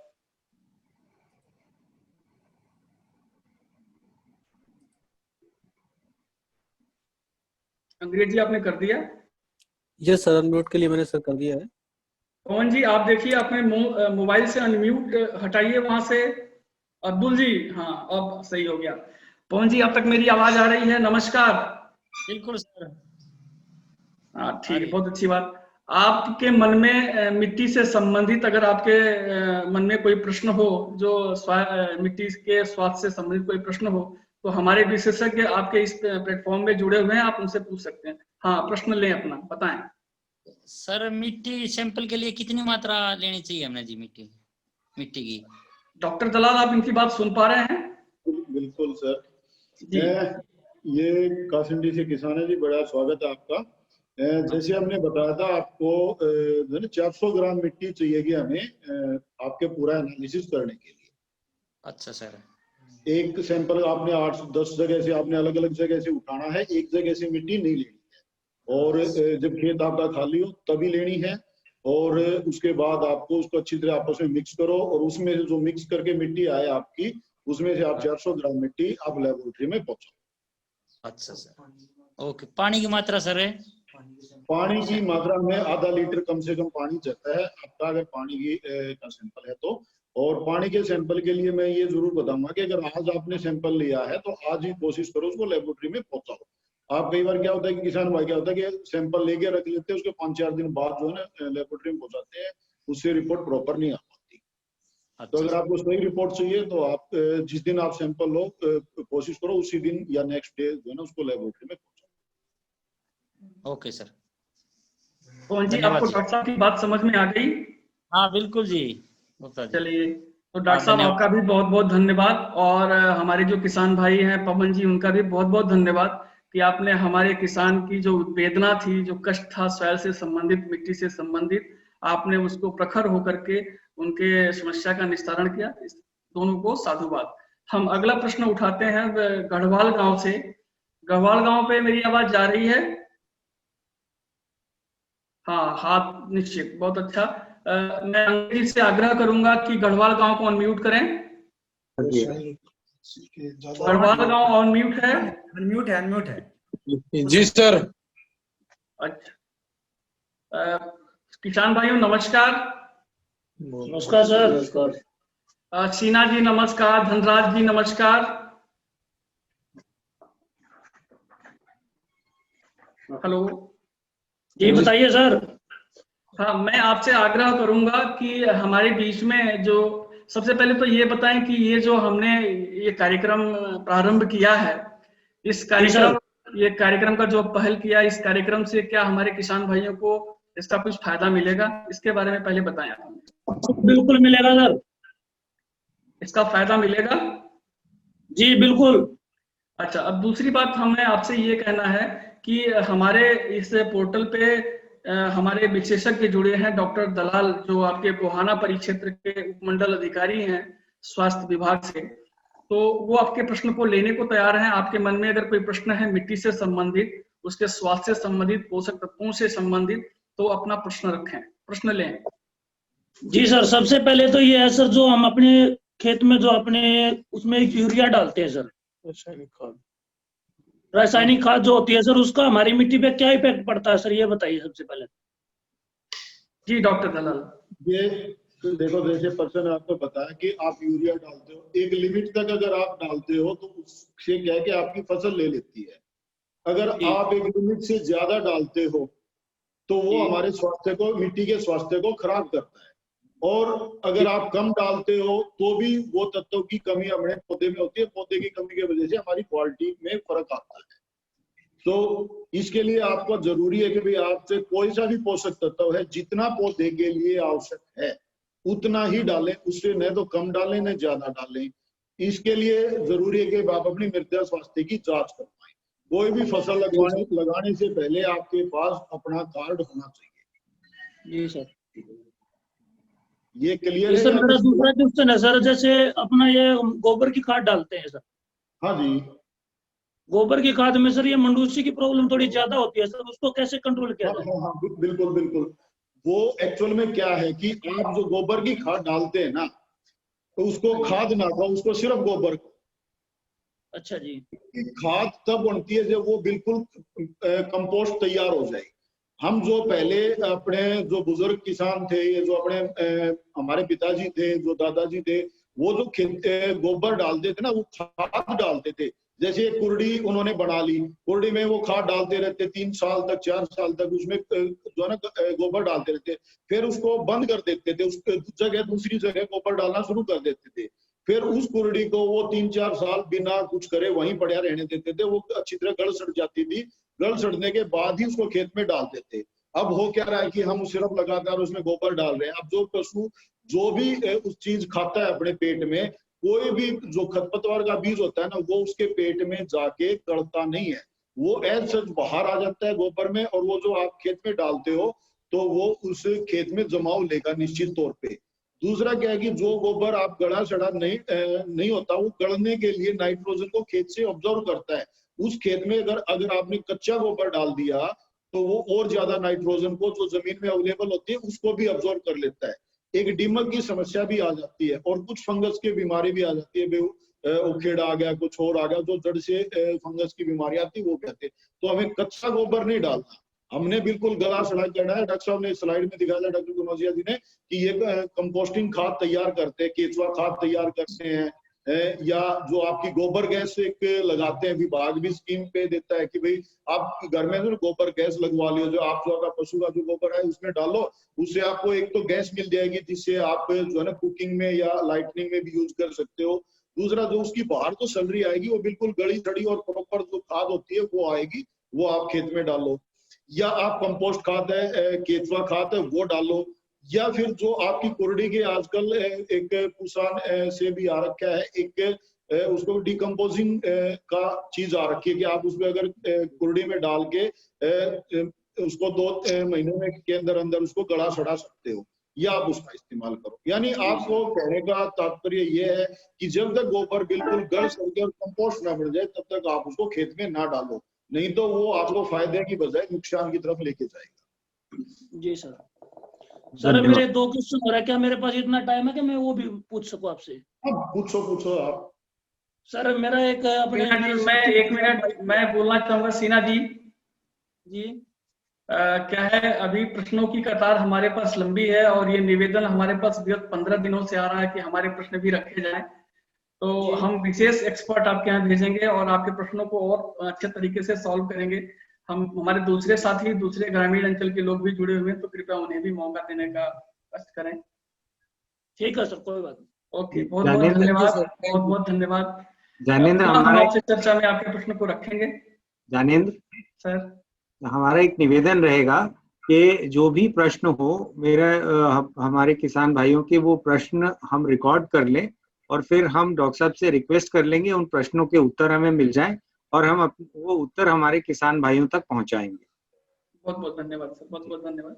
अच्छा, प्रश्नों की श्रृंखला में हम कार्यक्रम को आगे बढ़ाते हैं और हमारे जो सहयोगी जुड़े हैं बुआना लाखू गांव जिला पानीपत से, उन तक मेरी आवाज जा रही है? कृपया हाथ स्टैंड करें। हाँ, बहुत बहुत धन्यवाद, आपका स्वागत है हमारे इस कार्यक्रम में। मैं आपसे आग्रह करूंगा कि हमारे इस पोर्टल पे विशेषज्ञ डॉक्टर दलाल जुड़े हुए हैं जो उपमंडल अधिकारी कृषि स्वास्थ्य कार्यक्रम से संबंधित हैं। आपका अगर आपके मन में कोई प्रश्न है तो आप अपना प्रश्न रखें। एक तमन्ना बता दो जी, जो ये सैंपल देना ना मिट्टी का, वो 400 ग्राम देना, 1 एकड़ में से देना, सारे खेत में 400 ग्राम।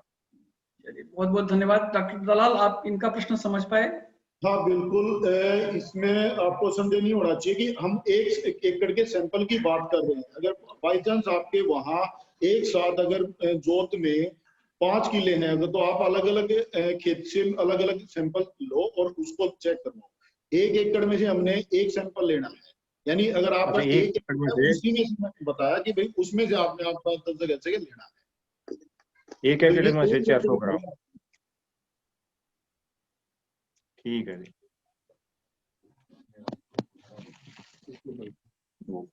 पानी की जो जांच होती है जी, उसमें पूछना था, जो टीडीएस और ये अपना जो पीएचसीसी की जांच होती होगी जो अपना पता लगाते हैं। हाँ जी, हाँ जी, इसमें ना पानी के लिए हम जो आपको चेक करके देते हैं उसकी पीएच और ईसी करके, टीडीएस नहीं करते। जो टीडीएस होता है वो पानी पीने के लिए जो इस्तेमाल होता है उसके लिए चेक किया जाता है। जो अपने खेती बाड़ी के लिए होता है उसकी इलेक्ट्रिकल कंडक्टिविटी चेक की जाती है। तो पीएच और ईसी और उसके कार्बोनेट और बाइकार्बोनेट और कैल्शियम और मैग्नीशियम, ये चीजें हम चेक करते हैं। तो उसमें आपकी सैलिनिटी, सोडिसिटी, आरएससी, ये चीजें पता लगती है कि भाई आपके पानी में इनमें से किस चीज की वो है जरूरत है और कहाँ आपका पानी ठीक है और कितना खराब है। अब इसमें जैसा लग रहा है अभी ज्यादा समय नहीं है, लेकिन इसमें 2 सेकंड में बताता हूँ आपको। जिप्सम की आवश्यकता जो होती है, कई बार किसान भाई क्या करते हैं कि सोडिसिटी की समस्या बिना हुए भी उसमें जिप्सम डाल देते हैं, तो वो हमें जो है फायदे की बजाय नुकसान करती है। तो जो जिप्सम कितना डालना है और डालना है या नहीं डालना, ये पानी की जांच के बाद ही पता लगेगा। तो किसान भाई जिप्सम डालने से पहले पानी और मिट्टी जरूर चेक करना है। पानी की जांच कराने के बाद ही डालना है जिप्सम, कितनी जरूरत है? हाँ बिल्कुल, उससे पहले मत डालो, जितनी क्वांटिटी की रिकमेंडेशन है उतना ही डालो। तो यही जांच हो जाएगी जी अपनी, ये जो। हाँ बिल्कुल, ये आपका जो हमारा डिपार्टमेंट का है वो ये सोनीपत रोड पे है और डॉक्टर साहब का जो चिड़ाना है वो आपको पता ही है, आप कहीं भी चेक करवा सकते हैं। पानी और मिट्टी दोनों चेक करवाई जा सकती है। जी जी, मैं बुआना टीडीएस का भी ये बोलते हैं, टीडीएस अगर 1000 क्या जी? टीडीएस अगर 1000 से ऊपर है तो जो हम खाद डालते हैं यूरिया डीएपी तो उसकी लेने की क्षमता कम हो जाती है, क्योंकि ऑलरेडी जो टोटल डिजॉल्व सोल्ट है वो 1000 के करीब चले गए हैं आपके जो ट्यूबवेल का पानी नीचे के जो पानी देखो जैसे मैंने बताया ना आपको, हम इलेक्ट्रिकल कंडक्टिविटी में बात करते हैं, टीडीएस एक अलग पैरामीटर होता है, और जितनी ज्यादा इसी होगी जो आप टीडीएस कह रहे हो, वो जितनी ज्यादा होगी उतनी जो है ना एक्सेस साल्ट हो जाते हैं उसके जमीन के अंदर, तो एक साल्ट दूसरे साल्ट को दबा देता है। अगर उसमें ज्यादा होंगे तो कुछ साल्ट को जो है ना पौधे तक पहुंचने नहीं देता। हाँ जी, हाँ जी। चलिए बलराज जी, धन्यवाद। आशा है कि आप हमारे एक्सपर्ट जो हमारे विशेषज्ञ हैं उनसे मतलब उन्होंने आपको पूरी जानकारी दी होगी। अब आपके मन में अगर अगला कोई और प्रश्न होगा तो निश्चित तौर पे हम उसको नोट करेंगे और आगे के वेबिनार में या जो सामूहिक रूप से अवेयरनेस कार्यक्रम हम जो करते हैं उसमें हम आपको जरूर बताएंगे। चलिए आगे प्रश्न कार्यक्रम को आगे बढ़ाते हुए हमारे स्वयं सहायता समूह से कुछ मातृशक्ति बहनें महिलाएं जुड़ी हुई हैं। कृपया अपना हाथ स्टैंड करके अपनी उपस्थिति दिखाएं हमें। हाँ, बहुत अच्छा। तो मैं आपसे भी आग्रह करूंगा कि हमारे इस कार्यक्रम में आप भी मतलब बराबर की हिस्सेदारी करें, और आपके मन में अगर खेती बाड़ी, कृषि व्यवस्था या मिट्टी से संबंधित कोई प्रश्न है तो हमारे विशेषज्ञ इस कार्यक्रम में जुड़े हुए हैं, कृपया उनको अपना प्रश्न दें और उनसे जवाब लें। जी नमस्कार जी। नमस्कार जी। नमस्ते जी। बहुत हो जा है, तगड़ी हो जा है, ठाडी खेती हो जा है, लौट जा है जी। नहीं, देखिए मैं स्वयं सहायता समूह की महिलाओं से आग्रह करूंगा कृपया एक व्यक्ति बोले, एक महिला ही बोलेंगी और कृष्ण अपना प्रश्न पूछें। एक बोले जी। हमारे खेत में कुरड़ी का वो डाला था खाद, और उसमें ज्यादा ताकत आ गई, किले में फसल खराब हो हाई गिर है, और वह फसल हो जाए तो मिट्टी और पानी चेक कराना चाहूँगा। देखिए आपका प्रश्न जहां तक मुझे समझ में आया है कि आपको मिट्टी जांच कराना था, तो कहाँ कराएंगे ये कहना चाहते हैं आप? क्या कहना चाहती हैं?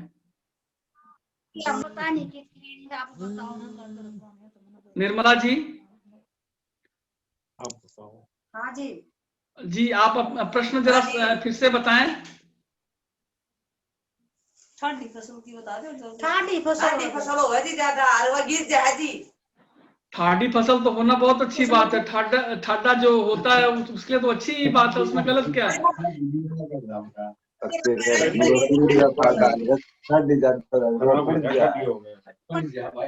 कृपया दूसरे गांव के किसान बोले मत, अभी महिलाओं का भी उत्साह वर्धन करें, उनके प्रश्न को लेने उनकी भागीदारी हम निश्चित करना चाहते हैं, इसलिए आप फिर से अपना प्रश्न बताएं।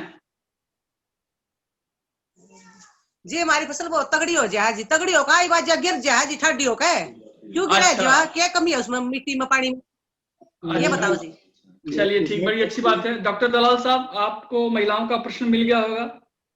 हाँ जी डॉक्टर। और सर ये प्रश्न अपने आप में एक बहुत ही विशेष रूप रखता है, इसलिए इसका जवाब दें सर।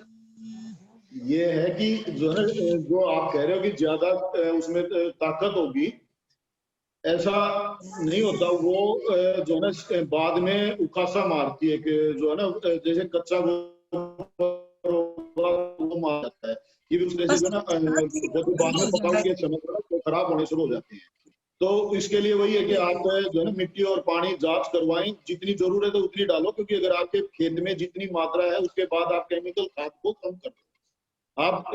आपने गोबर अच्छा डाल दिया, बहुत अच्छी बात है, लेकिन उसके बाद जो केमिकल खाद में कमी डालनी करनी है आपने, यूरिया, डीएपी, पोटाश, जिंक, जो आप केमिकली जो डाल रहे हो ना वो कम कर दो। उसके यानी वो मिट्टी के हिसाब से आपके अपने आप ही फसल उसके हिसाब से ले लेगी कि आप उसमें क्या है कि केमिकल भी पूरा उतना ही डाल रहे होगे और गोबर की खाद आप ज्यादा डाल रहे हो, तो वो अपने आप में ही ज्यादा खाद हो गया।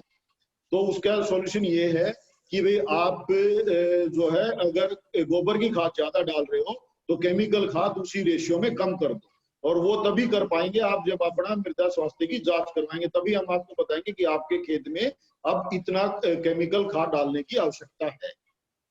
ठीक है। आशा है निर्मला जी आप संतुष्ट हुई होंगी डॉक्टर साहब की बातों से। हाँ जी ठीक है जी। चलिए अच्छा, आपको ये जो पोर्टल जिस मतलब प्लेटफॉर्म पे ये मीटिंग की जा रही है, जो खेती बाड़ी से संबंधित परिचर्चा की जा रही है, ये कैसा लग रहा है आपको? मतलब एक अच्छे दिन की शुरुआत हो रही है। हाँ जी सही। हाँ जी। हाथ उठा के सभी लोग बताइए। चलिए बहुत बहुत धन्यवाद आपका। अगला प्रश्न लेंगे हम। हमारे सहयोगी चिदाना गांव से जुड़े हुए हैं सचिन जी, और उनके साथ किसान भाई हैं। आप तक मेरी आवाज आ रही है? जी सर। चलिए बहुत बहुत धन्यवाद। अब मैं आपसे आग्रह करूंगा कि हमारे एक्सपर्ट से मृदा के संबंधित एक्सपर्ट हैं डॉक्टर दलाल उपमंडल अधिकारी, आप उनसे अपना प्रश्न रख सकते हैं और उनसे अपना जवाब लें। जी सर नमस्कार सर। नमस्ते सर, एक छोटी सी क्वेरी है मेरी सर। जी बताएं। क्या सर मृदा कार्ड से क्या हम फसल चक्र का चुनाव कर सकते हैं? जी डॉक्टर दलाल आप इनका प्रश्न ले पाए? नहीं दोबारा बोलिएगा क्या? जी बताएं, दोबारा बताएं। मृदा स्वास्थ्य कार्ड के माध्यम से क्या हम फसल चक्र का चुनाव कर सकते हैं? जी मैं डॉक्टर साहब आपको क्लियर कर दूं, इनका ये प्रश्न है कि जो हम स्वास्थ्य मृदा का स्वास्थ्य कार्ड बनाते हैं तो क्या उसमें जो पोषक तत्व निकल के आते हैं उससे क्या हम फसल चक्र का चयन कर सकते हैं, ये जानना चाहते हैं। जी सर। फसल चक्र का आप चुनाव जो है ना किया जा सकता है। इसमें क्या है कि थोड़ा तेज बोलो सर।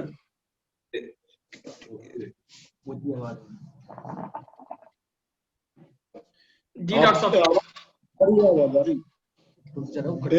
इसमें क्या है कि फसल चक्र के लिए तो आपको देखो कोई भी चीज है, आप कोई भी फसल लगाते हैं सबसे पहले आपको पता होना चाहिए कि भाई आप कौन सी फसल जो है लगा रहे हैं उसके लिए कितना उसमें जमीन के अंदर पोषक तत्वों की मौजूदगी होनी चाहिए, आपकी पीएच कितनी होनी चाहिए और ईसी कितनी होनी चाहिए, तभी आप कोई फसल चुनाव करते हैं किसी किस्म की। अब जैसे गेहूं है, गेहूं की फसल के बारे में ही बात करें, अगर मान लो किसी फसल मिट्टी में सैलिनिटी की कोई समस्या है और हम उसमें नॉर्मल वैरायटी अगर लेना चाहें तो वो नहीं हो पाती है। उसके लिए आपको क्या चाहिए कि एक हमारे इंस्टीट्यूट है इसका soil sanitary research institute Karnal, अब उनकी KRL के नाम से वैरायटियां आती हैं। हमने पीछे क्या हुआ कि एक किसान भाई हमारे पास आए कि बोला जी मैंने गेहूं बिजाई करा लेकिन जमाव पूरा नहीं आ रहा, तो उस समय हमने क्या किया उसमें कि भाई आप जो है ना वैरायटी का चुनाव गलत करें, क्योंकि हमने उसके मिट्टी स्वास्थ्य जांच की हुई थी। हमने उसको सजेस्ट किया भाई आप KRL वैरायटी जो है ना सैलिनिटी में वो वैरायटियां लगाएं, तो उन्होंने वहां से करनाल से वो वैरायटी लेके आए, फिर उन्होंने उस जो है ना लेट में उसकी बिजाई की तो पूरा प्रॉपर जो है ना जमाव भी आया और अच्छी पैदावार मिली। तो क्या है कि कोई भी आप वैरायटी फसल जो भी चुनाव करते हैं अब हमने मृदा स्वास्थ्य के हिसाब से ही की जाती है। हम किसी भी तरह की फसल मतलब मिट्टी में किसी तरह की फसल लेते हैं तो हमें कई बार प्रॉपर वो नहीं आती कि पैदावार या क्वालिटी है वो क्वालिटी नहीं बन पाती। तो फसल चक्कर और कोई भी फसल लेना ये तो स्वास्थ्य के ऊपर ही डिपेंड करेगा।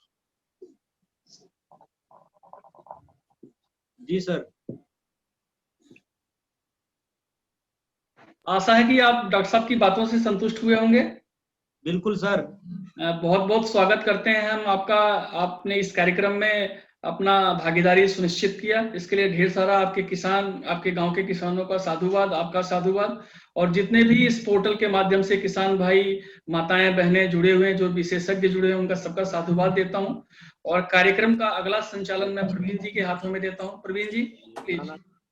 धन्यवाद जैनेंद्र, और सभी किसान भाइयों का और माताओं का और बहनों का बहुत बहुत धन्यवाद कि उन्होंने इतनी जो है इतना लगाव से और हमारे इस कार्यक्रम से जुड़ करके बहुत ही महत्वपूर्ण प्रश्न जो जमीन से जुड़े हुए हैं और जो मिट्टी से जुड़े हुए प्रश्न उन्होंने पूछे हैं, और विशेषज्ञों ने उन सभी प्रश्नों के माध्यम से हमारा मार्गदर्शन किया। अब इस कार्यक्रम की अगली कड़ी में हम अपने आयुर्वेद रिसर्च फाउंडेशन के मैनेजिंग ट्रस्टी श्री मोहन जी सक्सेना जी को आमंत्रित करेंगे कि वो कृपया करके अपने हमें मार्गदर्शन के 2 शब्द हमारे साथ साझा करें। श्री मोहन जी सक्सेना जी का स्वागत है सर। धन्यवाद प्रवीण।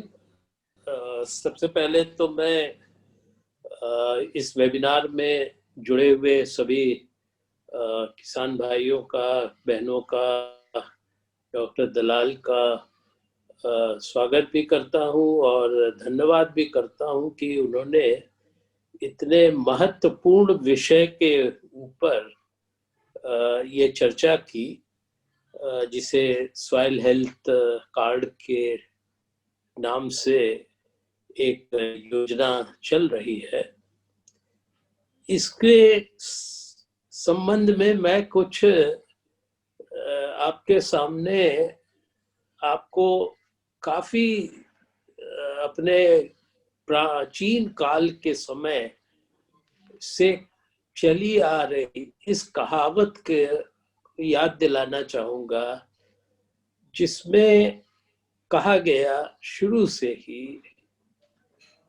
कि मट्टी जो है ये जीवनदायिनी होती है। हम लोगों ने भी बचपन से जब से पढ़ाई शुरू की एक ही बात सुनने को मिली कि मट्टी जो है वो जीवनदायिनी है। उस समय तब ये नहीं समझ में आता था कि ये मट्टी जीवनदायिनी क्यों है, क्योंकि हम खाते तो खाना है, खाने से जो है हम जी रहे हैं। लेकिन जैसे जैसे अब ये चीज पूरे विश्व में हो गई कि भाई हमारा जीवन अगर है तो वो मट्टी से जुड़ा हुआ है। और तुलसीदास जी ने जैसे कहा कि जो पंच तत्व है, पृथ्वी है जिसमें धरती है और वायु है और उसके बाद अग्नि है, इन सब से पंच तत्वों से शरीर बना है। अब बात ये आती है और ये बड़ी ही रोचक तथ्य है कि हमारे यहाँ भूमि का परीक्षण, भूमि का निरीक्षण और भूमि का पूजन होता रहा है। ये सभी लोग जानते हैं कि जब भी कोई अपना मकान बनवाता है तो पहला काम होता है कि भूमि पूजन करें। चाहे वो कल कारखाने लग रहे हो, चाहे कोई पुल बनने वाला हो, सबसे पहला काम होता है कि भूमि पूजन करो। अब अगर इसके पीछे यथार्थ को देखें तो वो क्या है कि भूमि जो है इसमें अंश है और वो जीवित अंश है।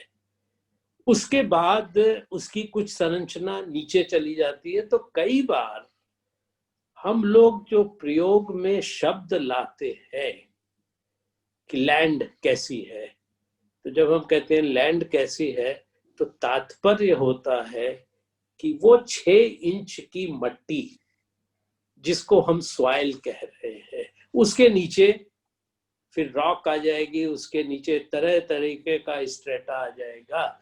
लेकिन ये जो टॉप 6 इंच की सॉइल है, इसको जीवित अर्थात लिविंग सब्सटेंस कहा गया है। तो सॉइल जो है या तो जीवित है या सॉइल इज डेड। अब अगर सॉइल डेड है तो उसमें कोई चीज पैदा कैसे हो सकती है? एक जीवित चीज ही जीवित चीज को पोषित कर सकती है और वो बन सकती है। और अगर वो सॉइल डेड हो गई तो then it is basically unable to support. और आज इसके बारे में चूंकि जिस तरीके से आज प्राकृतिक आपदाएं आ रही हैं, उनमें नुकसान क्या होता है। मान लीजिए कि बाढ़ आई, खेत में पानी भरा और उसके बाद बह गया, तो क्या चीज चली जाती है? टॉप सॉइल चली जाती है। इसी तरीके से तेज हवाएं चलती हैं और मट्टी उड़ के जा रही है, बच क्या रहा है? लैंड बची है। लैंड उड़ के नहीं जाएगी, अर्थ बची हुई है। अर्थ कहीं उड़ के नहीं जाएगी, लेकिन उड़ के क्या जा रहा है? वो टॉप सॉइल उड़ के जा रही है, जो कि जीवनदायिनी है। अब यहाँ पे सवाल यह आ जाता है कि आदिकाल से ही, चाहे आप अग्नि पुराण को ले ले, मत्स्य पुराण को ले ले, उन सब में उन्होंने कहा कि ये जो धरती है ये तरह तरह की है, इसका रंग अलग अलग है, कहीं मट्टी जो है पीली है, कहीं सफेद है, कहीं काली है, कहीं पे लाल है। और उसी के हिसाब से उन्होंने कहा कि भूमि का परीक्षण आप किन आधार पे करेंगे, जिसे आज हम लोग soil chemistry, soil physics, soil biology और मिट्टी का जो लिविंग सिस्टम है वो है जीवांश, यानी उसका जीव का अंश, जिसे ह्यूमस कहा गया या जिसको अब ऑर्गेनिक कार्बन के नाम से हम जानते हैं। अब जो सबसे बड़ी समस्या है मिट्टी, 1970 के पहले यानी आज से 50 साल पहले ये सोना उगलती थी। और एक पिक्चर भी आई थी उपकार कि मेरे देश की मिट्टी सोना उगले उगले हीरे मोती। वो एक समय था कि जब वो जो भी उत्पाद दे रही थी उससे मनुष्य के भोजन की पूर्ति होती थी। और आज के समय में अक्सर अखबारों में, टेलीविजन में ये आता है कि हमारी धरती, हमारे जल के संसाधन इतने दूषित हो गए कि वो जहर उगल रहे हैं। और बार बार अक्सर जो है वो अखबारों में और इस विषय के ऊपर चिंता जताई जाती है कि क्यों इतना जहर घुल गया मट्टी में कि आज जो उत्पाद भी पैदा हो रहा है उससे बीमारियां ज्यादा फैल रही है, वनस्पति की स्वास्थ्य जो है वो वर्धन होने के। तो एक तरीके से कहे कि आज मट्टी कह रही है मैं बीमार हूं। क्यों बीमार हूं? क्योंकि मेरा जीवांश खत्म हो गया है और मेरे अंदर इस तरीके के जो कह ले कि जहरीले तत्व समा गए हैं जिससे कि मैं सही तरीके से पोषण नहीं कर पा रही हूँ। तो वहां पे आता है कि अगर कोई बीमार है तो उसका इलाज होता है, जैसे जानवरों में होता है, मानव में होता है। तो आज बीमार मट्टी का इलाज किस तरीके से करें? तो ये जो योजना बनी हरियाणा में जो है डॉक्टर दलाल जो चला रहे हैं और हमारा संस्थान भी, कि सबसे पहले मट्टी की जांच करके ये पता कर ले कि उसकी हेल्थ कैसी है। जैसे हम आप एक दूसरे से पूछते हैं कि आपका हाल कैसा है, आपका हाल चाल कैसा है, तो हम कहते हैं हाँ ठीक है, या कहते हैं भाई कभी कभी कुछ तबीयत नासाज हो जाती है। तो उसी तरीके से आज एक बहुत बड़ी आवश्यकता हो गई है कि इस विज्ञान के युग में हम इन सारे संसाधनों का वैज्ञानिक तरीके से, वैज्ञानिक दृष्टिकोण से एक खेती की नई शुरुआत जो है, जिसको आज कहते हैं कि इको फ्रेंडली एग्रीकल्चरल फार्मिंग, बिना मिट्टी को नुकसान पहुंचाए कैसे उपज लिया जाए, कैसे जो है किस तरीके की उपज किस तरीके की मिट्टी में ली जाए, और जो कमी अगर है किसी भी, चाहे वो खनिज तत्वों की कमी है, चाहे उसके अंदर ऑर्गेनिक कार्बन बहुत ज्यादा कम है, तो उसकी पूर्ति कैसी करे। और तीसरी जो श्रेणी है, और ये बहुत ही मुख्य और जरूरी है समझना, कि बहुत सारी मिट्टी ऐसी होती है कि आप देखते हैं कि बरसात के बाद सफेद पपड़ी जम जाती है, सूखता है, जब उसमें गर्मी आती है तो पूरी सफेद पपड़ी जम जाती है, क्योंकि उसके अंदर साल्ट का कंटेंट बहुत ज्यादा है। तो आज इस विज्ञान के युग में तमाम तरीके की ऐसी तकनीकी विकसित हो रही है और संस्थान भी काम कर रहा है कि जो खेत जिसकी सॉइल डिग्रेड हो गई है, जिसकी सॉइल डिप्लीट हो गई है, जिसकी सॉइल कंटामिनेट हो गई है, उसका एक तरीके से रेक्टिफिकेशन किस तरीके से किया जा सकता है।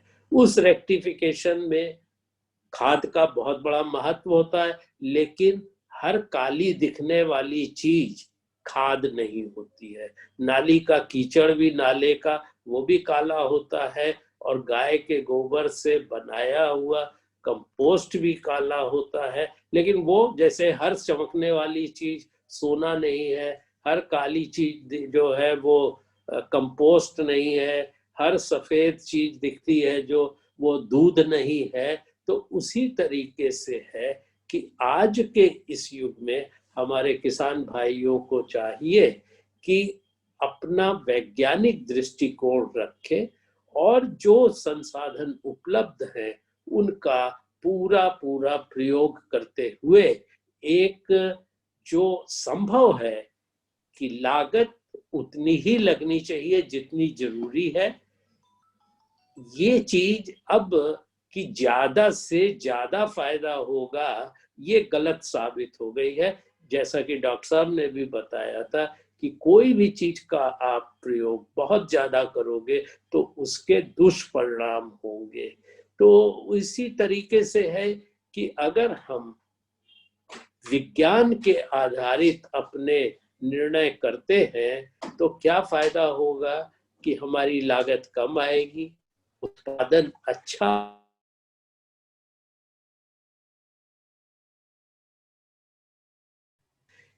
कि उनके उत्पाद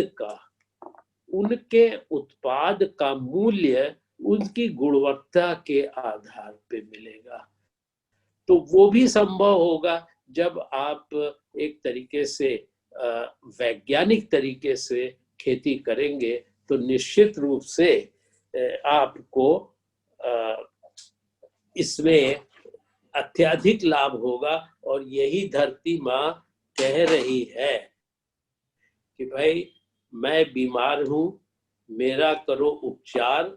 अगर तुम मेरा करोगे सेवा और उपचार तो मैं तुम्हें ये वरदान देती हूँ कि उत्पादन होगा भरपूर और तुम्हें लाभ होगा संपूर्ण। तो ये जो आज संस्थान ने और आप सब लोगों ने आके इसको सफल बनाया है, और इस सब के लिए मैं हार्दिक रूप से आप सबको बहुत बहुत धन्यवाद देता हूँ। और ये श्रृंखला आगे भी चलती रहेगी कि किस तरीके से सॉइल हेल्थ कार्ड के द्वारा हम इको फ्रेंडली एग्रीकल्चर करके अधिक से अधिक लाभ कमा सके। धन्यवाद आप सभी लोगों को। और फिर से मैं कहूँगा कि आप कोरोना से बचाव करें, सुरक्षित रहें और अपने आसपास भी जो है जो दूरियां बनाए रखें, क्योंकि वैक्सीन आने के बाद भी आपको कोरोना से बचाव स्वयं ही करना होगा, अपना भी, अपने आसपास के लोगों का भी और परिवार का भी। Thank you very much. Thank you very much sir. मैं डॉक्टर अनूप काल्रा सर से निवेदन करूंगा कि अंत में वो हमारे उपस्थित सारे टीम को और जो हमारे अतिथि और गांव से लोग जुड़े हुए उनका फॉर्मल वोट ऑफ थैंक्स करें। Doctor Anoop Kalra sir. सर्वप्रथम जितने भी हमारे किसान भाई बहन और डॉक्टर दलाल, मैं आपका तहे दिल से धन्यवाद करना चाहता हूं कि इस सॉइल हेल्थ कार्ड की जो ये पहली श्रृंखला थी वन हेल्थ में, इसमें आप जुड़े, आपने इसमें अपना अपना योगदान दिया। आपके प्रश्न वाकई बहुत बहुमूल्य थे और डॉक्टर दलाल ने उनका बखूबी जवाब दिया। डॉक्टर साहब आपका बहुत बहुत धन्यवाद। हम लोग आपसे जुड़े रहेंगे, हमारे किसानों के जो भी सवाल होंगे हम निश्चित आप तक पहुंचेंगे और आपसे उनके जवाब लेके फिर हम किसान भाइयों तक जाएंगे। और आपकी मदद से ये जो सॉइल हेल्थ कार्ड का आपने हमें एक कार्यक्रम दिया है, इसको निश्चित ही हमारी टीम सफल बनाएगी। मैं अपनी टीम का भी धन्यवाद करना चाहता हूँ जिन्होंने इस कार्यक्रम को सफल बनाया, मुझे लगता है सफल बनाया, सफल है या नहीं ये तो सब आप कह पाएंगे, पर मुझे लगता है कि आप सबके सहयोग से हमने एक कदम आगे बढ़ाया है। निश्चित ही आने वाले समय में इस श्रृंखला में हम इस कार्यक्रम को और आगे बढ़ाएंगे, और आपका सहयोग अगर और प्यार हमें ऐसा ही मिलता रहा तो हम आपके साथ मिलके एक नए आयाम स्थापित करने की कोशिश करेंगे, जिसमें सरकार का, आयुर्वेद रिसर्च फाउंडेशन का और किसानों का योगदान होगा। मुझे लगता है कि यही आत्मनिर्भर भारत की ओर एक पहला कदम होगा, किसान की आय बढ़ने की ओर एक अग्रसर कदम होगा, देश भी विकसित होगा और हमारा गांव भी विकसित होगा। एक बार पुनः आप सबका बहुत बहुत धन्यवाद। नमस्कार। Thank you sir. डॉक्टर दलाल धन्यवाद। सब किसान भाइयों बहनों का एक पुनः धन्यवाद।